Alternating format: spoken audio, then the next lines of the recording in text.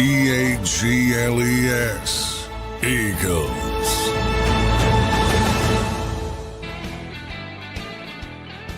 Welcome in, everybody, to a Monday edition of Birds 365 with a massive week ahead of us as everything started kicking off last night in the NFL world. For those who were tuned in, moves were coming down left and right. Johnny Mac, a big week in front of us, brother. How you doing on this Monday morning?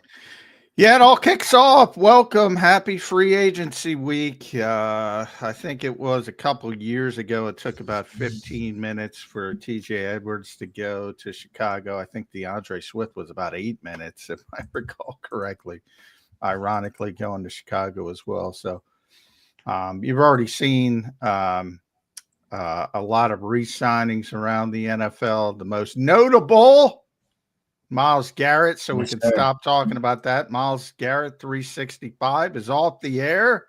Birds 365 is back.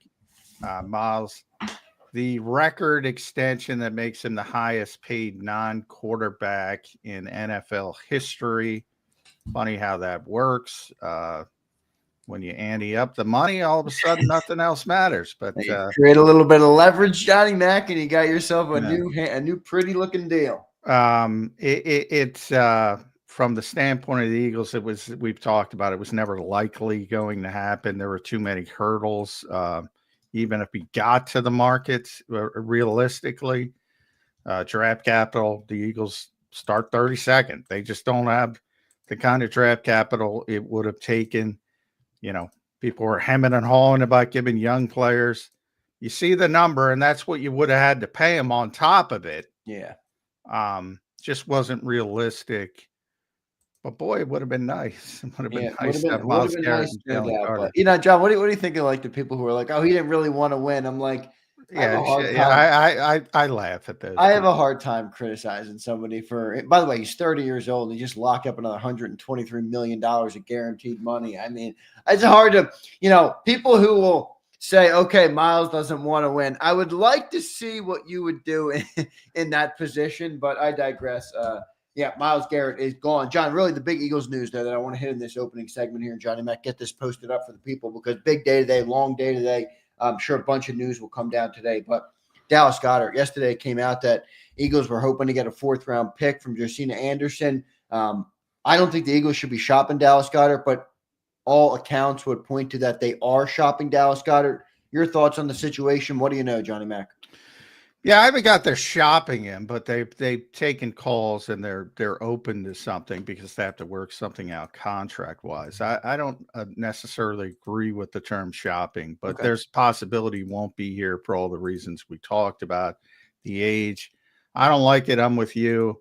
The injury history, all that kind of stuff, but they just don't have the heir apparent in-house. And to me, I'm going to do some, unconventional things probably this morning because I think, Howie's in this mode where now he can do no wrong. So the same people that were calling for his head now think he can do no wrong. You can't get all caught up in how well Quinyon Mitchell, Cooper DeJean played last year's rookies and say, well, we'll just put a rookie in there. He's going to play at that. I mean, it's not realistic. And it's not only Dallas, and we'll see what happens, but, Milton Williams is expected to leave. Josh Sweat is expected to leave. And by the way, you can make a strong argument the Eagles misevaluated on Josh Sweat from the standpoint of making him take the pay cut. We talked about they don't make, how he can do no wrong. I can make a strong argument that he made a big mistake with Josh Sweat with where the edge rusher market was going. You see, not only Myles Garrett, Max Crosby, they're priced out now. Right. Because they made him take a pay cut. Why did he take a pay cut? This is a 27, 28-year-old player that should still be under contract. That's a misevaluation. I'm sorry. Yeah, but is there an element to that the whole league was on that boat with him? Because it didn't seem like there was a whole lot of interest in him last year, and he was willing to take the pay cut, which leads me to believe that maybe the interest wasn't too high for him. Well, that's fair, but I would argue from that standpoint that the Eagles know him better than anybody else, and everybody gets caught up in sack numbers, and the Eagles should know better. Yeah, His pressure numbers actually went up dramatically in that 2023 season from the 22 season when he had a bunch of sacks and probably would have gotten interest because he had a bunch of sacks. You saw this year what it meant to that defense. I mean, we all get bogged down at a quarterback, this disrespect, that disrespect. That fucking defensive front won the Super Bowl. I mean, number one. Now, there's a bunch of guys who played well. I'm not. Then I'm just as bad as the people that boil it down to quarterback. The number one reason the Eagles won the Super Bowl was that defensive front, and two of them are probably walking out the door. Yeah, a lot of change for a team that just won the Super Bowl. We'll see what ends up happening there. Maybe they misevaluate on Josh Sweat. John, I want to go back to tight end real quick because if they do trade Dallas Goedert, John, I mean, are we looking at a rookie to replace it? Like, do you think Howie has some sort of contingency in the? I have a hard time believing, John, that the news came out yesterday that Eagles are shopping or not shopping. You didn't like that word, but I saw it come out from Josina. They were hoping to get a 4th round pick for Goedert. Maybe they would pull the trigger if they did get that 4th round pick for him. I have a hard time believing Howie Roseman would send Dallas Goedert out of here without some sort of plan lined up in place to bring a new body in. That's not a rookie. I just have a hard time believing that. Do you agree with that? Or well, I agree with it. He's not going to send him out without a plan. I agree with that. But the plan might be because of the depth at the tight end position in the draft. The plan might be the draft. And that's where I get a little bit uncomfortable from the standpoint of, then you're starting to feel yourself over Quinyon and Cooper and assuming somebody could step in at that type of level at the tight end position. And right. I think the odds are against it. And that's not a criticism of any player. It's just the odds are always against it. That guys are going to hit the ground running like that. Not that it might be a good move in 2-3 years, but to assume, again, the Super Bowl window's wide open. This is a team that's trying to go back to back, and rightfully so. I don't like it, but it's the realistic aspect of, again, when we talk about don't make mistakes. Well, is waiting this long with Dallas Goedert a mistake? You could argue it is, because now you're talking about, all right, you got to adjust the contract. You have the age, you have the injury history. Obviously, you're not going to, a 4th round pick isn't going to be equal. And by the way, I don't think you've seen some of the trades. Yeah. Very unlikely they're getting a 4th round, maybe conditional 5 that can go to 4. Maybe something like that. And they talked about future years. Josina talked about future years. That's very Howie-like, because other teams sort of devalue future picks. So he might be able to get a 4th round pick in 2026 or 2027, because teams that the Eagles see that as a market. NFL sometimes trips me out, John. Like, I get it, but I mean, God, I feel like this guy's a top 5, top 10 tight end, and that's all you're going to get for him is a 4th and 26 or 27. Like, I feel like that's not. Well, remember what we talk about. Remember, you're also. This is what most people forget. You're also acquiring the contract. Right, or in this case, you're not only acquiring the contract, you have to redo the contract. Mm-hmm. Dallas isn't going somewhere on a 1-year deal, so, and even if he did, it's still pretty expensive. And you have to guarantee it and all that kind of stuff. But that's unrealistic for the team. Just for the rights to the player, basically. And then you got to work out all the other stuff, which is, pain in the ass to begin with. Yeah, exactly. So that's why you see, well, why did so-and-so only get this and that? He's such a good player. The contract. The contract is always the answer. Right. So, for people that say, oh, you should get a 2nd round pick, you're not getting a 2nd round pick. It's just not how it works. And you can make an argument that teams overvalue draft picks, especially, from 2nd round and below. I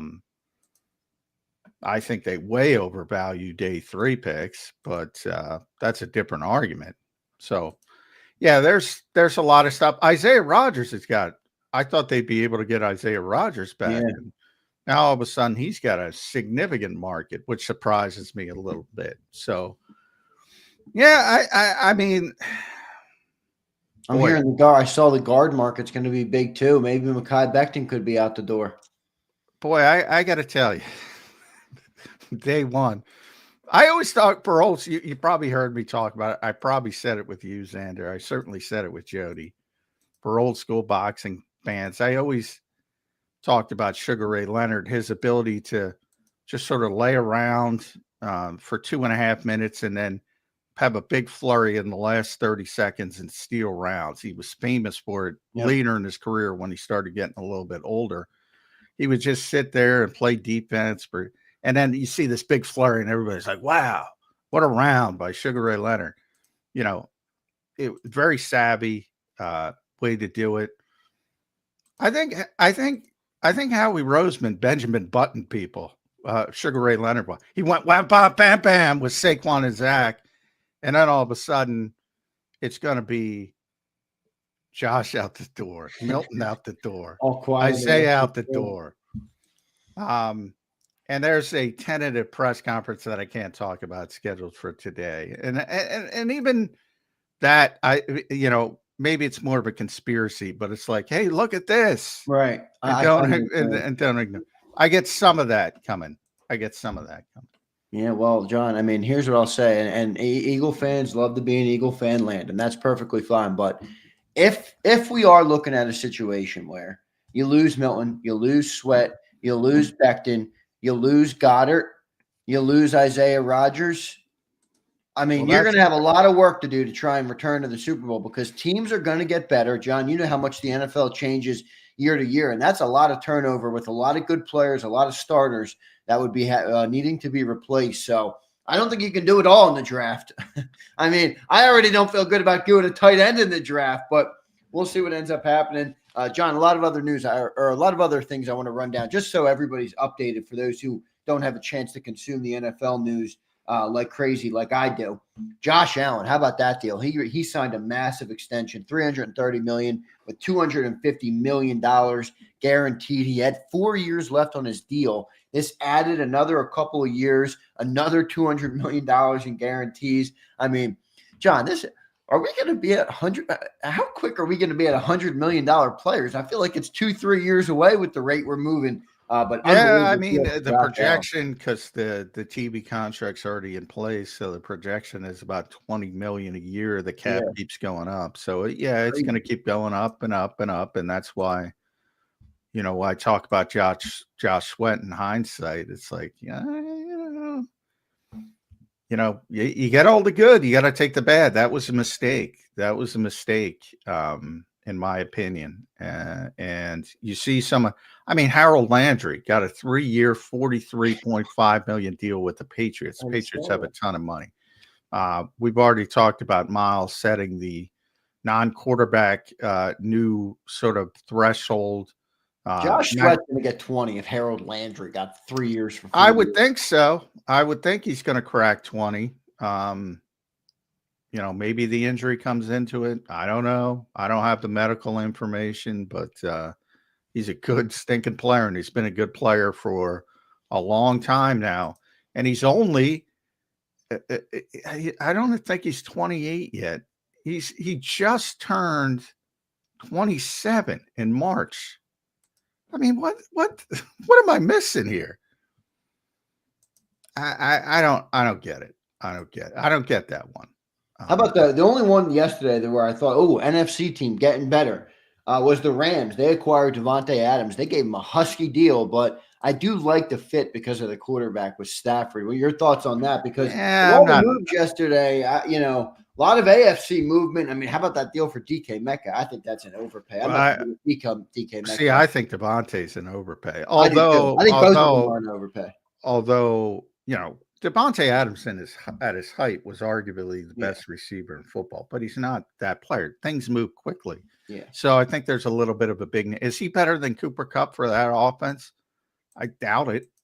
Now, Cooper Kupp, a lot of injuries and all that kind of stuff, but if you think about the way Sean McVay does things with all the motion, that ain't Devontae Adams. Devontae Adams was in Green Bay for years making back shoulders. And Yeah. Cooper Kupp's the guy who manipulates people and can run every route on the tree. And yeah, I don't like that at all from the Rams. I think that's a downgrade, to be honest, if both players are healthy.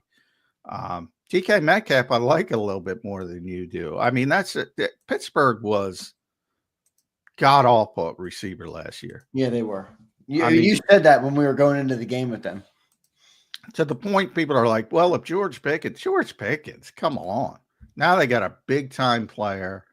I don't know what they're going to do at quarterback if they stick with Russell Wilson. I can't believe anybody wants Justin Fields. Jody's probably the Jets. I mean, that's just desperation. The Jets, the Steelers. Not that I want Russell Wilson either. Looks like Sam Darnold's going to end up in Seattle. So, he's the one guy you could at least make an argument that, all right, we'll roll the dice here. But I don't even like Sam to Seattle from the perspective of, well, they're losing DK Metcalf now. Yeah, right. It's like, what are these teams doing? And they traded Geno Smith too. I think that came down like last week. Yeah, they traded. That's why they need a quarterback. Yeah, they traded Geno to the Raiders. Yeah. So that knocked Arnold out of the Raiders mix, and all of a sudden it looks like he's going to Seattle. Yeah, but he's the only quarterback on the market that you could argue is a legitimate NFL starter. I don't think anybody else even Russell Wilson. Yeah, I think that ship has sailed. I shouldn't say that by that definition. There's not 32 quarterbacks in the world better than Russell Wilson. So I should say legitimate, half decent NFL quarterback. A guy that can make you a contender. Yeah, if everything goes right. But I don't think Darnold's going to be nearly as good out. Remember all the playmakers they have in Minnesota, plus the coaching staff. Yeah, a lot of playmakers, man. Yeah, so he's not going to have that in Seattle. Although he's going to be in a similar system. They hired Clint Kubiak, so it's all the Kubiak. It's just Shanahan, McVay, blah blah Kubiak system. So he'll be in the same system. But I don't like that. The defensive tackles are getting paid. So Milton, as I think we all knew, is out the door. But those, the Chiefs are able to get Nick Bolton back. Jamie Sherwood got a good deal from the Jets. He's a young player. That's pretty good. Aaron Jones is back with the Vikings. Got a pretty good deal at his age anyway. So those were the big names that kind of happened yesterday. Ernest Jones also got over $10 million in linebacker from the Seahawks. So that was everybody's getting paid. You get to the market, you're getting paid. And 90%, I'm not exaggerating, over 50% of these guys will be cut after 2 years because they're getting overpaid. Right. Yeah, I mean, that's what you see all the time. Remember when Christian Kirk set the wide receiver market? Yeah. It was like the biggest news ever. Eagles badly wanted Christian Kirk. And they said, all right, it got to a certain number, and the Eagles are pretty dead. And they said, Godspeed. And they were right about that one. Yeah, so I point out when the Eagles are right, but a couple things they were wrong about this year. Yeah, a couple other things I want to hit on here real quick, Johnny Mac, in this opening, and we're going to run back through everything. We're going to talk about the best free agent targets. I'm going to run through all the free agents one more time here before it kicks off today. The legal tampering period begins today at noon. I know John hates that word, but John, that is what everybody calls it. So that's what I'm calling it because for SEO purposes. Yeah, but all right, SEO. All right. Because I would argue endlessly with Jody about this too, with Tua. It's not. The NFL never called it that because a bunch of yahoos got together. Yeah, no, I know that. I'm not saying you're wrong about that, but I'm just saying it is a highly searched word on this day. Yeah, because knuckleheads, repeat it ad nauseum. But I digress. No doubt about it. So a couple other things that I wanted to hit on. So that starts at noon today. For those who are looking for content, I'll be live starting at 11:30 a.m. today. So I'm going to go live at 11:30, and then I'll be live all through that legal tampering period. And we'll talk about some of the breaking news that comes in as it happens leading up to the National Football Show at 2:00. John, one other thing in Eagles land, and we're going to talk about a couple other free agent things. Giants quarterback watch. We'll talk about that a little bit. Jalen Hurts at dinner with Michael Jordan. Did you happen to see that? I loved it. I thought that was I pretty cool. I saw the picture. He's always had tremendous respect. He's got a Jordan thing up his locker. He talks about him every once. Yeah, I think Jordan's his favorite. I think it's his favorite athlete. I mean, he's a big Jordan guy. Yeah, I mean, he's got a shoe deal with him. Yeah. Yeah, so no surprise there. But yeah, he has tremendous respect, as most people do in sports. And should, by the way. Yeah, I saw the picture. I don't know when it was, if it was recent. Yeah, I don't either. I just wanted to bring it up because I did want the people to hear about it. I'll show the picture on the screen real quick. Just to give people, for those who missed it, Michael Jordan and Jalen Hurts chilling. Pretty cool. When you win a Super Bowl and you become a Super Bowl MVP, these are the type of things that you get rewarded with. Dinner with MJ. Pretty cool stuff here. So there's Jalen. You can see him in the back. I don't know who this Italian-looking mafioso who got caught in the middle of the picture, but there's Jalen and Michael Jordan in the back. So pretty cool stuff for QB1. Jalen Hurts hanging out with Michael Jordan there. Johnny Mack, I saw some reports or rumors the Giants might go after Aaron Rodgers. What do you think of that fit? Or who else could they be going after? At some point, an NFC East team is going to have to get better. I was waiting for the Commanders to make a big move, but it might be the Giants to make the first move to try and come back into the land of something. Well, remember, the Commanders already made some people. I didn't think it was a good move, but they already get brought in Deebo Samuel. So remember. Wait, you said you think it was a good move? No, wasn't. It wasn't, yeah. But it's a big name, so people get excited. Yep. But Giants, I mean, they're a mess. they're a mess. Last year they could have got a quarterback, and they didn't. And every single one of those quarterbacks, I don't know what to think of Michael Penix, but certainly the top two, and Daniel should have been number one, but Caleb Williams has tremendous talent. Now they seem to be putting together an offensive line, so he'll get a chance to do some things. Obviously, the Vikings are willing to walk away from a Pro Bowl quarterback to go forward with J.J. McCarthy. We'll see if that works or not, but he'll have the ability with those playmakers and that coach. He'll certainly have all the things in place to do things. And he's everybody I've talked to scout wise has said he would have been number one this year in this group. And the same thing with Bo Nix, who a lot of people didn't, but proved himself. So you could argue there were 5 quarterbacks in last year's draft better than all the quarterbacks in this year's draft. And they're in a position to get one of them, and they didn't. There's just a bad organization that makes bad decisions time and time again.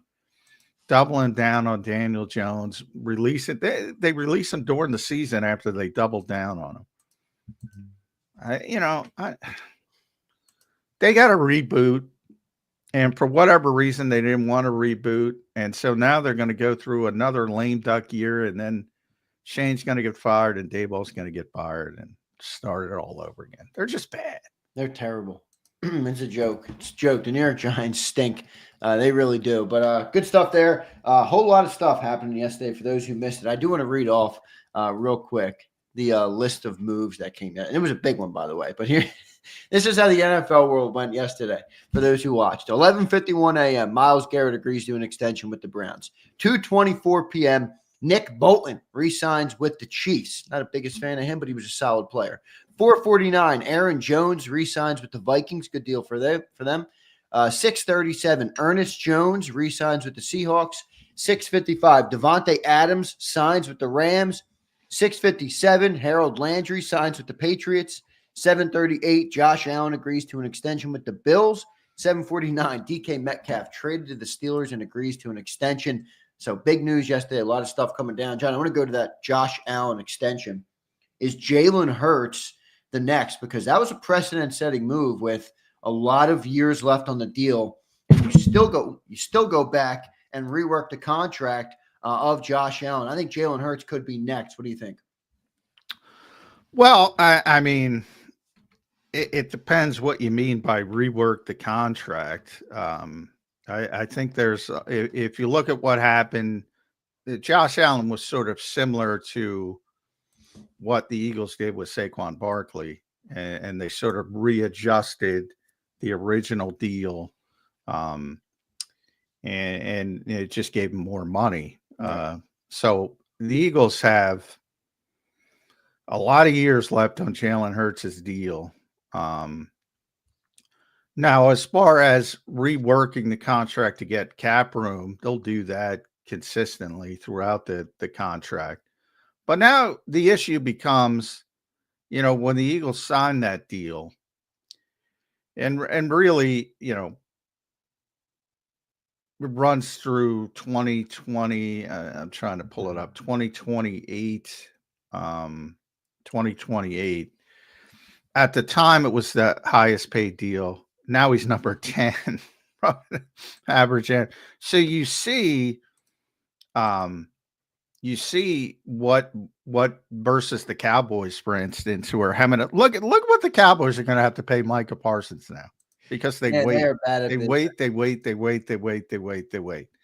So it's ridiculous. And the Eagles set the market. They set the market with Saquon, a bunch of other players, Landon Dickerson, we've talked about over the years. They set the market where they're comfortable with, and they were comfortable with that at the time with Jalen Hurts and they know everybody's going to pass him. He was the highest paid player in the history of football for like 3 weeks.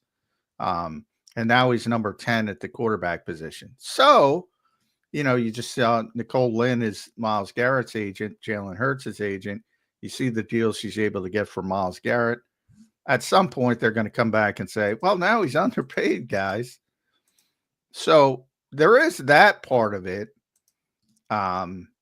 where you get something done early and it looks pristine from a team standpoint for a couple years, and then all of a sudden the player's underpaid and you got to do something anyway. And I think that could happen, but certainly not soon.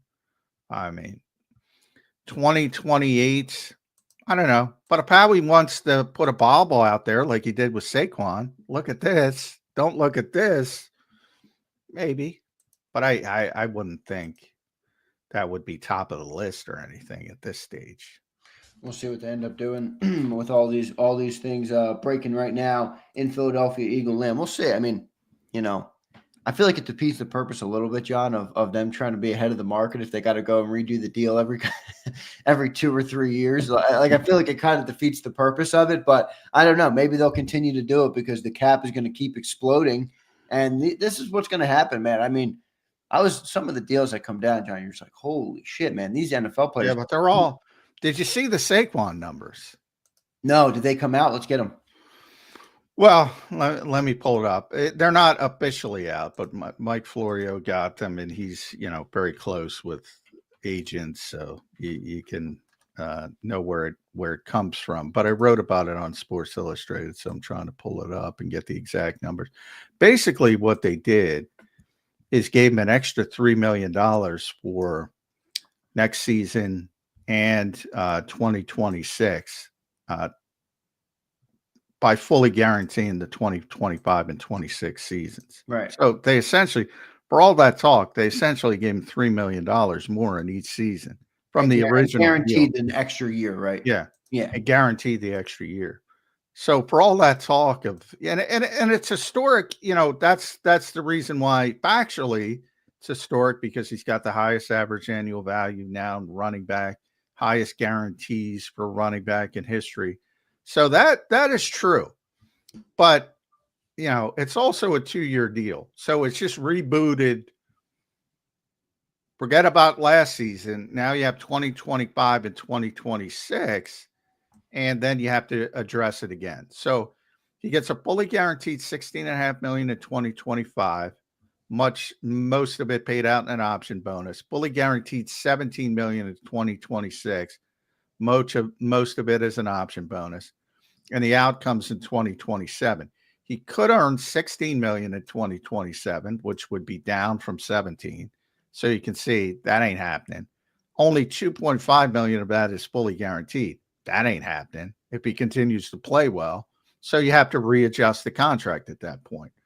And then the 2028 salary is 19.2 million. Only 1 million of that is a roster bonus. So essentially nothing is guaranteed.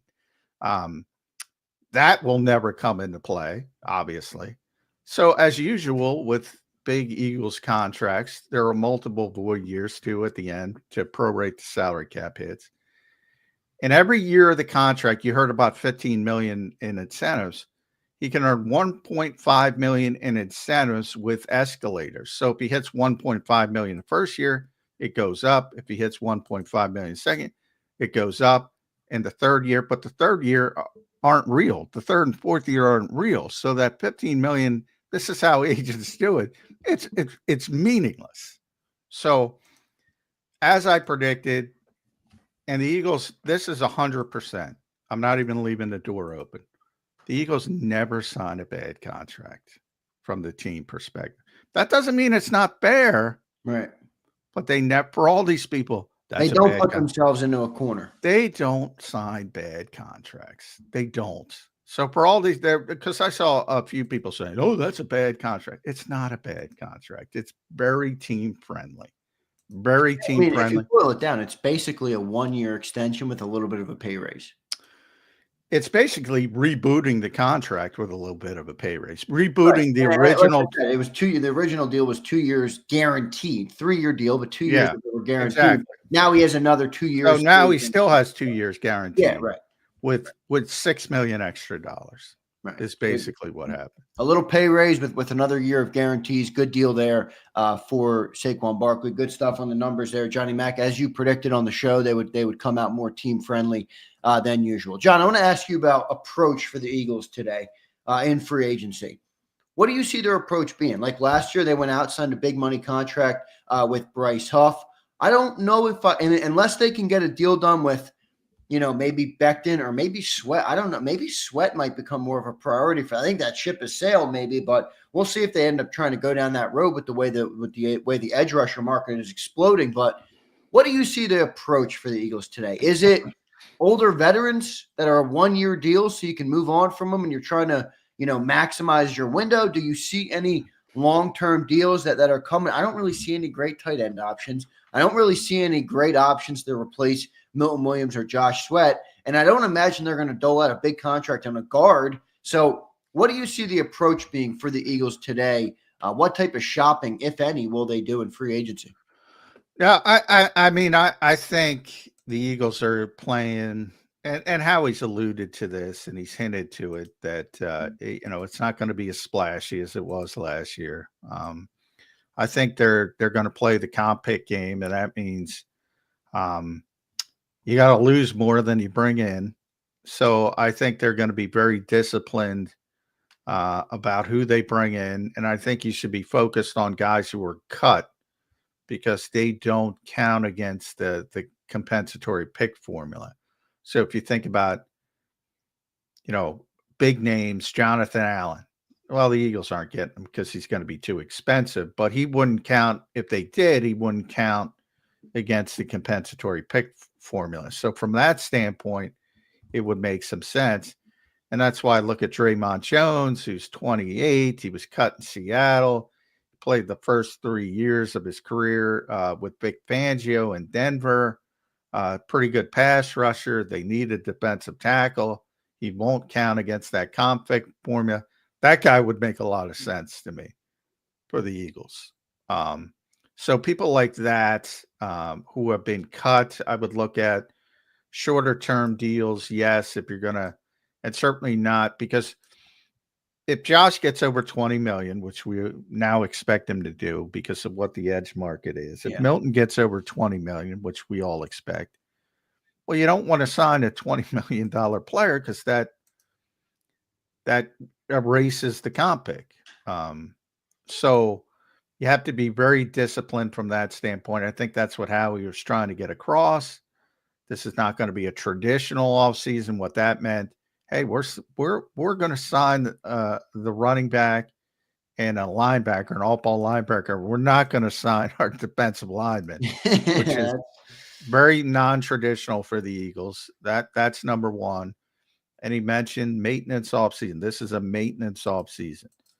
I was expecting, to be honest, I was expecting more signings before we got to the legal negotiation period. Isaiah Rodgers, perhaps, Mekhi Becton, perhaps. Yeah. But the money's so big,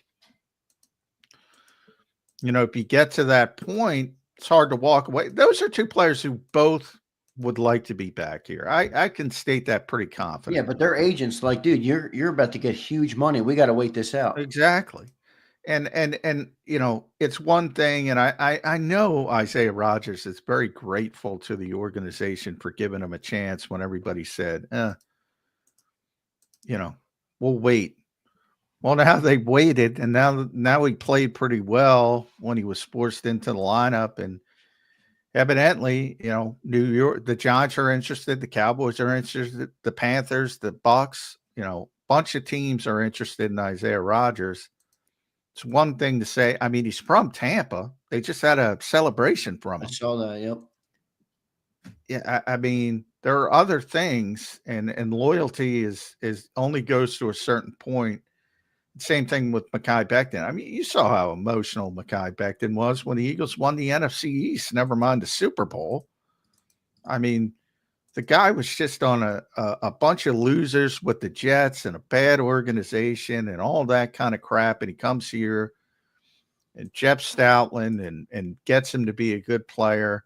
There's tremendous loyalty there. But, you know, if the difference is $8 million versus 11 million. All these people that say, you know, I mean, come on. Yeah, right. And remember, I mean, 11 million, look, it's life-changing money for anybody, but after taxes, it's 6 million, maybe. You know, it's a big difference. It's a massive difference. There's no doubt about it. Johnny Mac, you just brought up a player I wanted to talk about, and a couple other things you said that I want to hit on, but Pete Prisco put out a tweet yesterday. Word around the league is the guard market is going to be outrageous. Good players will be getting great player money. That's the danger of free agency. Yeah. I wanted Mekhi Becton back, but that looks like that might not be happening if he gets to the open market. He could get 12, 15, 14, $15 million, John, in the open market. I don't know if it'll be to be guard or to be a tackle, but what do you think on Mekhi Becton with that tweet from Pete Prisco? Well, I mean, Pete's been around for a long time. That's been free agency since the beginning. Good players get great money, and they get cut 2 years later because they don't live up to it. Not everybody. There's certainly good free agent signings. You've seen them here. You've seen them other places. But generally, you know, teams that have really good players keep them, and you've seen that over the past couple of days. The big push to keep them before they get to the market, and guys who get to the market, they could be good players. I'm not saying it's not possible. You know, there were some great free agents last year, but generally, what Pete said has been true for a very long time. Good players get great money, and that's just the nature of free agency. And the key is to find those guys who were probably misevaluated from their original teams, and their original team should have pushed to keep them. But every year you hear the impending list of free agents, and you think about how it goes. And T. Higgins, all right, he gets franchised, and Trey Smith, and he gets franchised, and you know, guys like that, or aging players with big names. You know, even Ronnie Stanley, you know, Baltimore gets him done. That's why I'm a little bit surprised that I think the Eagles should have made a real effort to get one of the two back between Josh Sweat and Milt Williams. Give me one. Give me one. And I could live with not both, but especially coming off. If you had to pick one, who'd you pick? Well, Milton, because he's younger, not as much threat. I'd probably go Sweat just because I think the edge rusher is so valuable, and I feel like you can get away with a little bit of a regression at the guy next to Jalen Carter. You know what I mean? Like, I think he's so good. Yeah, I get it, but that's where they dominate. I mean, that's where they dominate. That's true. Interior. And, I'm also and I'm also a believer, you know, in Moro Jomo being able to step up next year. So maybe that has something to do with it. But I'd go Sweat just because I feel like you need edge rushers, and I don't really see what they're going to do at edge rusher outside the draft. Well, I you know, Jalix Hunt. I mean, yeah, I like him. Is Jalix Hunt? Does he have a higher ceiling than Moro Jomo? I don't know. You know, you can make an argument for both, that they both have pretty high ceilings. But I don't think either of them. I don't think Jalix Hunt is going to be Josh Sweat next year, and I don't think Moro Jomo is going to be Milton Williams. Even Baron Browning got a 2-year deal from Arizona. Just looking at some of the free agents. Yeah. I saw another one came down. Some Broncos defensive tackle, DJ Jones. He got $26 million fully guaranteed. Yeah. The kid from Indianapolis, he's gonna watch that name. Odenabo, he's gonna get paid. He's gonna get big money. I can't wait to see whatever this deal is going to be for Milton Williams and Josh Sweat. I think John, you were right initially. Milton might get $25 million, dude. He might. I would be stunned. I said if it doesn't hit 20, I would be stunned. Oh, it's going to hit 20 after. Oh yeah, I'm very. But I said that day one. I know you did. You were way ahead of it. Some people were projecting him down at 15, 16 million. That was not happening. Yeah. So I mean, you got to mind, and that's the thing. I mean, the Eagles tried to get an edge rusher last year, and it didn't work out. One of the few things that didn't work out. Now, Howie's already said they're going to reboot things and try to figure out if they can get something out of Bryce Huff. And maybe that's the way you got to go. We'll see what ends up happening with all this. Bunch of stuff to talk about, everybody. I'm going to talk about some tight end options. All right. What are we doing at tight end, John? Any players stick out to you? There's not a lot of free agents left. Gesicki got under contract. The Commanders signed Zach Ertz back. I think John Bates also signed back with Commanders. So how many tight ends out there in the open market? Is there a trade option? Is there a draft option you like to replace Goedert? Boy, if Goedert's going on, that would be my least favorite move of the offseason. I don't know how people can tell me getting worse at that position in this period. Yeah, he's made of glass. You know that, Zander. I got one of those people. By the way, that person, if you're listening, you're muted. The glass people. Yeah, I you know, from the standpoint of,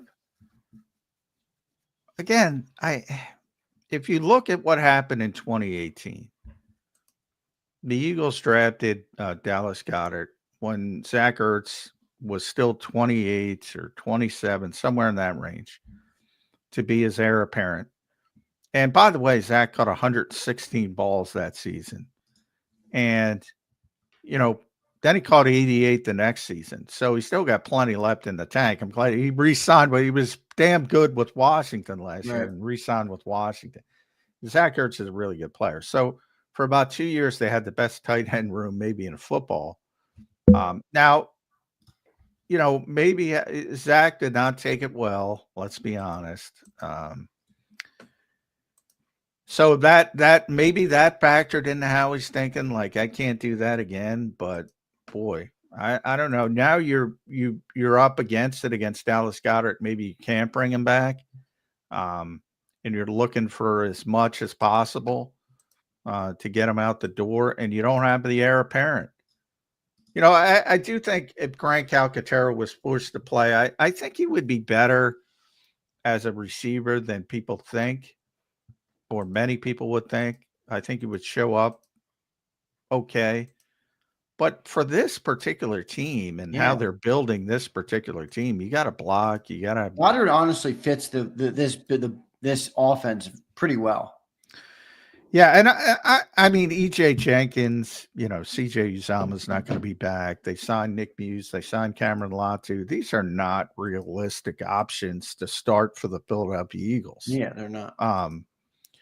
So then you have to start talking about free agency, or the trade market. A lot of people brought up Michael Mayer from the Raiders, who I think would be a nice fit.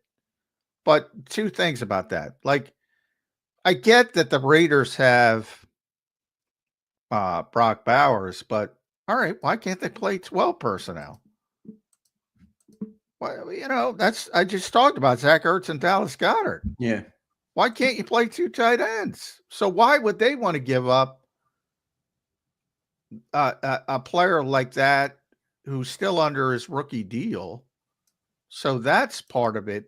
You know, why is he available? Now, I'm not, the Raiders are a terrible organization, so maybe they're just making terrible decisions. I guess that's a possibility, but I never understood it. So then you start looking at the draft. You're not going to get Tyler Warren for all those Penn State people. Jeff Kerr, by the way, on vacation, so he's not going to be with us today, but we'll catch up with Jeff when he gets back from Florida.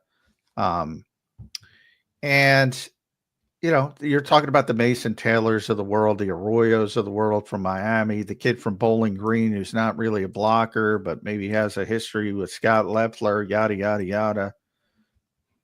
I don't like it. I don't like it for a Super Bowl team who's got Dallas Goedert. And by the way, Dallas Goedert was phenomenal in the postseason. He led the team in receiving yards, receptions and yards in the play. Yeah, he's the second. He was the first. He and Devontae would go back and forth each week during the postseason, and I think Devontae ended up on top. Is now the postseason receiving leader in Eagles franchise history. Dallas is number 2. He had been number 1 going into the Super Bowl. Yeah, I don't know. And then you mentioned Gesicki re-signing with Cincinnati. Who's out there? Jawan Johnson? I don't think he re-signed. What about Evan Engram? People keep telling me Engram. I'm like, the guy can't block. I don't want him. Yeah, he can't. He's not a blocker. Tyler Conklin's a little bit of a blocker. Yeah. Austin Hooper re-signed. John Bates re-signed. Ingram's out there because he's over 30 and he can't block. He's a good receiver, though. I just don't feel like we need another receiver. We already had underproduction from Devontae Smith and A.J. Brown last year. Like, what do we need another receiving? Yeah, I always need more playmaker. That's all anybody. They just signed Saquon Barkley to another massive deal. They're going to be a running team. We need a guy that can put a body on somebody here. That's all anybody wants is skill position people. And that's why at some point this weekend I'm going to see how things shape up. But if Howie's listening, Howie, I'm telling you, man, you're letting 2 people walk out the door. That is just your whole philosophy, or has been your whole philosophy. Now, the shiny ball boy, as we said, is Saquon. The Saquon extension to Zach Baun, which I'm all on Zach Baun. I think Zach Baun earned it.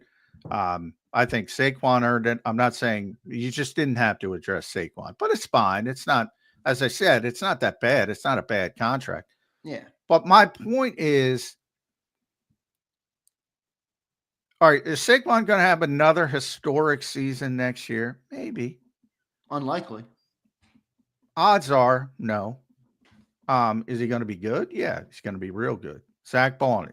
Odds are he's not going to be first team All-Pro, top 5 in Defensive Player of the Year voting. Is he going to be good? Yeah, he's going to be good. But you're going to have a little bit of a regression. You know, all of a sudden, I need Moro Jomo to step up for Milton Williams. I need Jalen Hunt to step up for Josh Sweat, and I need Bryce Huff to become a player to make Jalen Hunt better. That's a lot of ifs. I know, but here's now they're going to add people. They're going to add people. They're going to add multiple bodies in the draft. But then I get back to, and they might sign a veteran guy who got cut, try to keep their comp picks in order. So they're going to bring in bodies, but then it becomes you got to hit on the bodies you bring in at a high level. I mean, it's a big part of the reason we won last year, John. Let's be real, is that they did hit on the young guys. I mean, well, yeah, but again, same thing with Saquon. Are you going to hit on everybody again? Maybe. I don't like those odds. I don't either. I don't either. I think bringing back Dallas Goedert is a no-brainer. But I don't know. I mean, the rumor comes out Josina Anderson, and I'll read the tweet for everybody so everybody knows what I'm talking about. Let me find the tweet and I'll read it off to you guys. But yeah, I don't know why we would move on from Dallas Goedert at this point. So Josina tweets out, there are league sources who believe the Eagles are holding out hope for at least a 4th-round pick for tight end Dallas Goedert in a potential trade, even if said pick was from later years like 26 or 27. However, a lower pick and more of a salary adjustment is needed for some teams to continue conversations. Either way, Goddard's a Super Bowl champion and one of the nicer people in the league.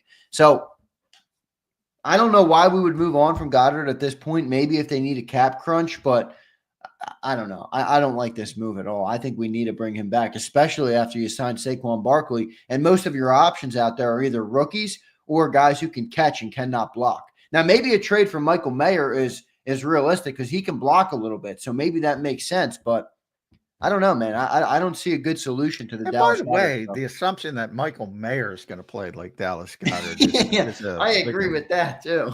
Is bullshit, to be honest. But people can talk themselves into stuff because he was good at Notre Dame.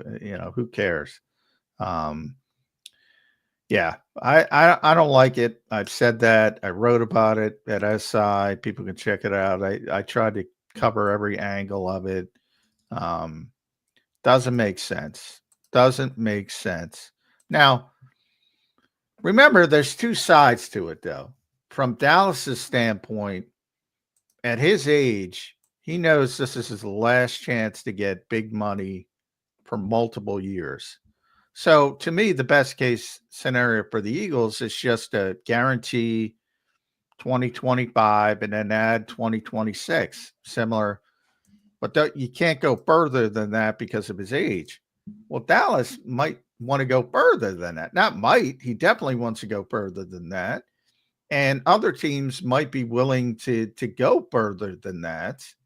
And that's where you come into it takes two parts of the equation thing. And the Eagles don't want to go that far. It's a difficult decision. But from just a pure football standpoint, there's no way they're coming out of losing Dallas Goedert better at tight end. No way in the short term. Zero. Going to go zero. A lot of hundreds and zeros. I agree. I mean, Dirty Air Checks in my boy. He says, man, I just hard disagree, Zander. Dallas is the most replaceable person on the offense. And I'm sorry, I think some people are looking at this the wrong way. I think those little things that you have on your team are what gets you over the top. I mean, if you go to his postseason this year, he led the team he had 17 catches for 215 yards and a touchdown. He led the team in the 4 playoff games this year. I think that's replaceable. I don't think he's replaceable. I'm sorry. I know you're just joking around, but I don't view it like that at all, man. I think you have to, if people are enamored with big names, and the big names are the quarterback and the running back and the receivers, and even on the Eagles, offensive linemen like Lane and Jordan and Landon. For whatever reason, Dallas hasn't reached that crescendo of belief in people, but around the league, everybody knows this guy's really good. Certainly more valuable than some people on the offense. Mekhi Becton, Cam Jurgens, Jahan Dotson. Those are all starting players. So he's not 1, but he's not 11 on a very good offense. Although, they didn't perform up to what was expected. The defense, I keep pointing out, was better than the offense. And you're letting 2 people walk out the door. Offense going to have to get better. Losing Dallas Goedert. Boy, they Big were Marshall. John, you're gonna hate this. Big Marshall says the guy misses multiple games every year. Are we gonna ignore this? We know he misses multiple games. That's part of the evaluation, but the dude still has big production in crunch time. I mean, he just led the team in receiving. No, I mean, I have no problem with people bringing that up. I mean, part of it is the way he plays. I have a problem with people, the glass people. Like, he's one of the most physical players in football, to the point he hurts himself by being so physical. And he broke his forearm with one of those Kyle Brandt angry runs. What was that? The Green Bay game when who did he carry into the end zone? Pushed 4 times into the end zone. Who was that? I forget what player on Green Bay it was. Everybody was losing their mind. Well, you forget that quickly. I don't get these people. Like, you see his physicality on the field. The double and then arm, I remember that. And then these same knuckleheads are oh, this guy's like glass. He'd give you one stiff arm and you'd be glass. I love that. I mean, he just stiff-armed that guy into the end zone. Who was that? I forget who it was. I remember the play. I remember the mic'd up that came out, and Dallas was like, how many times in the NFL do you see? You see it. You see it with Derrick Henry, who's one of the greatest stiff-arm people of all time. You don't see it often, and you don't see it from receiver tight ends down the field, just destroying people. And to the point he was going back for more. And I've had that discussion because Dallas got hurt and broke his forearm on the same play against the Dallas Cowboys when he was doing the same thing. And he told me, yeah, I'm going to have to stop doing that. And he didn't. He just kept doing it. But when that happens, people love him. It is realistic, though. I have no problem with people pointing out that he has been injured for at least a few games every year. That's legitimate, and that's part of the concern. I have no issue with that. And part of the reason for it is because of the way he does play. And he's cognizant of it. And, as he gets older, maybe he gets more savvy with that kind of stuff. But I don't know. He's a really good player. And any report, anything you can give us on the inside that would tell you that they are going to trade Dallas? Like, are you sold that you think he's going to be traded, or do you still think he can return? Where's the John McMullen, or Gabe? No, I'm under 55-45, leaning towards he's not going to be back, because I think there's teams out there willing to give him more than 2 years. And if that's the way it shakes, then I'll be criticizing them about that one as well, because they let it go too far. They shouldn't have let it go this far. So for all the people that say the Eagles never make mistakes, they make mistakes. Everybody makes mistakes. And this I will say is one of them, if it goes that direction. If they can get him back for, as I said, guarantee is 2025, add 2026. That would be the best case scenario for the Eagles. Then you draft his heir apparent. Then maybe you have Goedert and Arroyo learning behind him for a year. And that's a plan, and then everything is copacetic. But if you got to throw a second round rookie into the deep end of the pool in a running offense, good luck with that. No doubt about it. Let me give you guys a quick live read here, and we'll continue on Birds 365. I want to get some of the free agents that maybe Johnny Mack likes today. We'll talk about replacing Mekhi Becton if he's out the door. That guard market's going to be big with the legal tampering or whatever. What's the official name? If you don't want me to call it legal. Legal negotiation period. Legal negotiation. So if with the legal negotiation period just 3 hours away and Mekhi Becton still not under contract, somebody's going to be luring, and they're going to have like a $100 bill and a fishing line just luring Mekhi Becton out of here, with that big contract coming. So we'll see what happens with him, with Milton Williams, and with Josh Sweat here on Birds 365. Appreciate everybody being here. Don't forget to hit that like button, hit that subscribe button if you're new to the channel. We're live all day long. We'll be live again at 11:30. I will on the Zander Krause show. So we'll be watching the free agency news trickle in like crazy on live on the network a little bit later on today. So thanks everybody for being here. Let me tell you guys about the great people at BetUS. Before we continue the show, go use that promo code YouTube150. Gives you 150% sign-up bonus on your very first deposit.